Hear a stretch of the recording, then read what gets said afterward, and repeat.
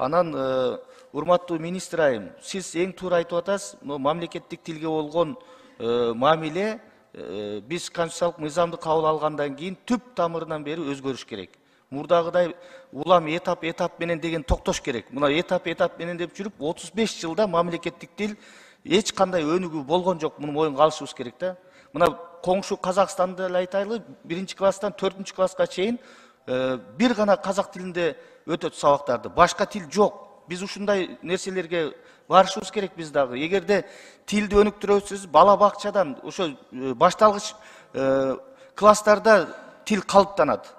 Андан кийин ар кандай шылтоолор болот. Ошон үчүн сизге министр катары дагы бир маселе, жанагы иман сабагы киргенде кыргыз тилинин эсеби менен англис тилинин эсебинен бирден саат кыскарып кетиптир. Бул эмне деген мамиле кыргыз тилинде? Башка тилден кыскартса болбойбу? Ошон үчүн кыргыз тилин күчөтөбүз десек, ошо башталгыч класстардан биз коргошубуз керек. Бардык мамлекеттик кызматкерлер кыргыз тилин билиш керек, кыргызча сүйлөш керек.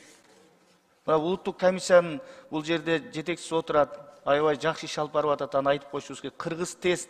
Мына биз урматтуу депутаттар өткөн жумада барып, мына кыргыз тестке, улуттук комиссияга бир топ материалдык жардам көрсөтүлдү төраганын фондунун атынан.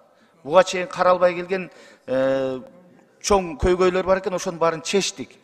Тилге болгон мамилени биз өзүбүзгө болгон мамиледей карашыбыз керек. Рахмат.